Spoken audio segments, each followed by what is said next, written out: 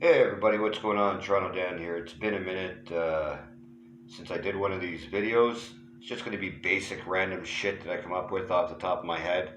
I've been very not feeling well this week. I'm feeling better now, but it was a rough week health wise. But you know, it is what it is. That's life. Shit happens, right? So they elected Donald Trump and we elected Doug Ford, eh? We got fucking problems. I mean, day after day, all we hear is the one sided narratives, and what do we do about it? Sweet fuck all.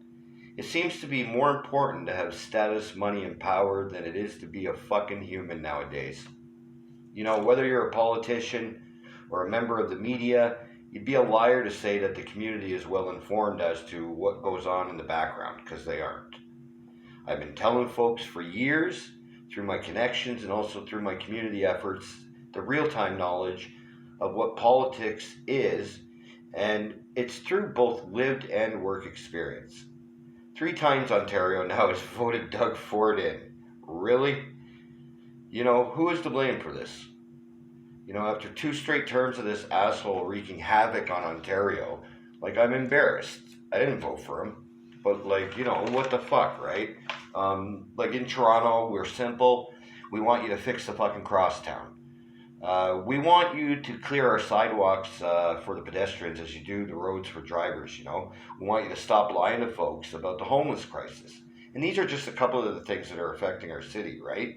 Over the past year or so, I've experienced 4 suicides, a couple deaths due to fentanyl, the murder of a 4-month-old baby, a situation of trapped seniors in a snowstorm, and again, the re-election of a premier and also your president down there in the United States.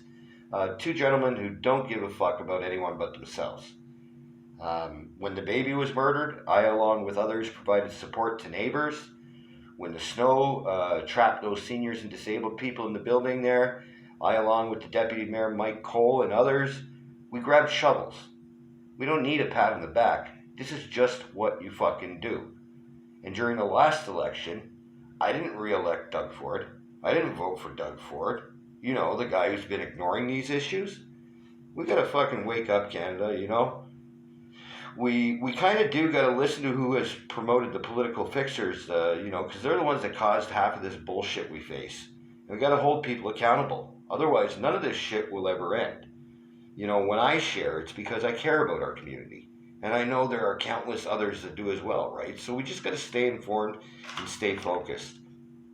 I just wanted to touch on 3 things quickly, directly pertaining to my city here in Toronto. I always wanted to try to keep these videos under 5 minutes at least, you know. Um, the one thing with the city of Toronto, we have a workers' strike pending, possible on Monday. It's city workers' strike. I'm not sure which union it is, but it happens to be the union that takes care of daycares. You know, so that's a really important thing for parents in the city and across the country, you know. Another strike that's possibly looming is the public library. They voted, I believe it was 96% in favor of a strike. I'm not sure when that strike date is, but it doesn't only affect our children and parents, right?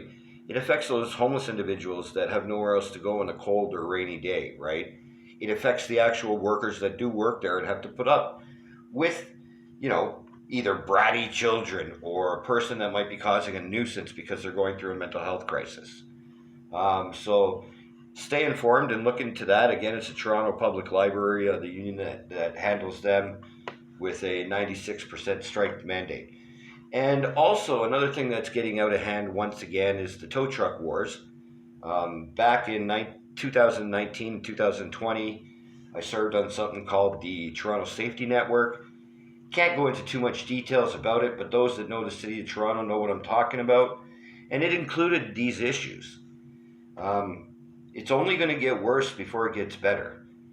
I've been out of that game for about 5 years now, but it's proof to the pudding that nothing's been done because the same issues are coming up here 5 years later. So those are 3 things directly in the city of Toronto.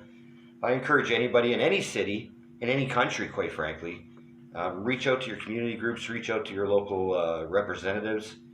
And I don't know, we just happen to get lucky here in Eglinton Lawrence. We have a great city councilor and Deputy Mayor Mike Cole. We have a community that cares. But we have our issues too. For example, one quick issue before we go is I believe it's a dozen or so 43-story buildings that are in the works to go up here in Eglinton Lawrence. And what I will say to you is this: our infrastructure cannot handle it. We do not have the road capacity to handle that many people. And like I said, the infrastructure underneath, some of these sewers are over 100 years old probably. So we got to think about these things as we go forward. Take care. Have a great weekend because it is Friday. And as of this video, I just wanted to say, as of this video on Friday night, I personally haven't heard any updates about the strikes. If there is one to be provided, I'll add it in, like a further tweet on this link or thread or whatever the hell you call it. Take care. Have a great weekend. Reach out anytime. YouTube or X, Toronto Dan. Peace.